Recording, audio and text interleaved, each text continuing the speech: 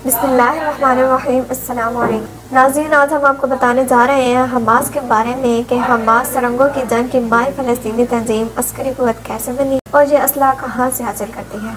मज़ीद आगे बढ़ने से पहले अगर आपने हमारे चैनल TN9 डिजिटल को सब्सक्राइब नहीं किया तो हमारे चैनल को सब्सक्राइब करें और बेल आइकन को ज़रूर प्रेस करें ताकि हमारी नई आने वाली वीडियोस के नोटिफिकेशन आप तक पहुंच सके। नाज़रीन, आज हम आपको बताने जा रहे हैं हमास सरंगों की जंग की माहिर फ़लस्तीनी तंजीम अस्करी क़ुव्वत कैसे बनी और ये असला कहाँ से हासिल करती है। सनीचर के रोज़ अक्सरियत पसंद तंजीम हमास के इसराइल पर हमले के बाद से अब तक 700 इसराइली जबकि 400 से ज़ायद फ़लस्तीनी शहरी हलाक हो चुके हैं। हमास की जानिब से इसराइल पर हमलों को तूफ़ानुल अक्सा ऑपरेशन का नाम दिया गया है। इसराइल और फ़लस्तीन में मौजूद सूरत हाल को गुज़श्ता दहाइयों में से सबसे ज़्यादा कशीदा सूरत हाल करार दिया जा रहा है। 14 दिसंबर 1987 के दिन जब फ़लस्तीन में पहला इंतफादा अरूज पर था तो शेख अहमद यासीन ने चंद अफराद के साथ एक नई मज़ामती तहरीक का ऐलान किया जिसके बाद में हमास का नाम दिया गया।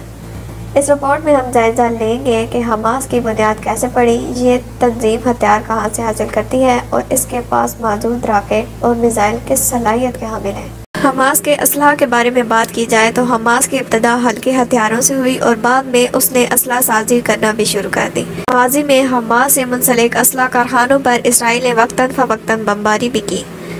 अज़्ज़ा से इसराइल पर पहली बार 2006 में रूसी साख्ता काट्यूशा रॉकेट दागा गया जिसके बाद इसराइली फोर्सेस की जानिब से 2007 में अज़्ज़ा की पट्टी का मुहासरा कर लिया गया और हमास के लिए हथियार हासिल करना आसान नहीं रहा। इसी वजह से हमास ने खुद ही हथियार बनाना शुरू कर दिए। चंद तज्ज़ियाकारों का मानना है कि ईरान लबनान के ज़रिए हमास की मदद करता रहा है, ताहम इन इल्ज़ामात को साबित नहीं किया जा सका।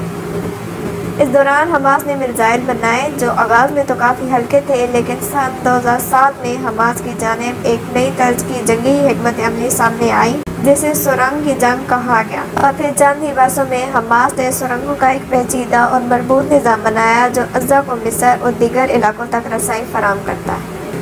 सन 2014 में इसराइल ने ज़मीनी हमला किया तो हमास ने इस निज़ाम का भरपूर फ़ायदा उठाया। हमास के जंगजियों अचानक नमदार होते, गोलियां बरसाते और गायब हो जाते। इसराइल ने इस निज़ाम को तबाह करने की भरपूर कोशिश की लेकिन ये इतना आसान नहीं था। आने वाले बरसों में हमास ने पहले से बेहतर और ताकतवर मिसाइल बनाए जो जनूबी साहिल से आगे तो ऐबक और हैफा तक का निशाना बना सकते हैं। अब हमास के मिसाइल इसराइल के मरकजी एयरपोर्ट तक का निशाना बना सकते हैं। इन मिसाइलों की वजह से इसराइल का एक मुआशी दबाव का सामना भी है। हमास के पास मुख्तलिफ नौइयत के मिसाइल मौजूद हैं। ख्याल किया जाता है कि इनमें से चंद सुरंगों के जरिए मिस्र के रास्ते लाए गए थे। ताहम अहम बात यह है कि अब मिसाइल गजा में ही तैयार किए जाते हैं। गजा की पट्टी में अब ये सलाहियत मौजूद है। हमास के पास मुख्तसर फासले तक मार करने वाले मिसाइल किस्सियम बड़ी तादाद में मौजूद हैं जो 10 किलोमीटर तक दागे जा सकते हैं। अल-कुद्स नामी मिसाइल 16 किलोमीटर जबकि ग्राइड मिसाइल सिस्टम और सीजीएल मिसाइल 55 किलोमीटर तक दागा जा सकता है।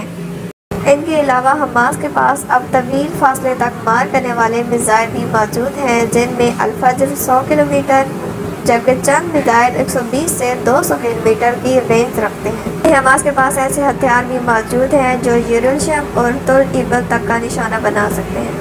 हमास की अक्सरी सलाहियत एक आइसबर्ग यानी बर्फानी तोते जैसी है, यानी जो देख रहा है उससे कहीं ज़्यादा छुपा हुआ है।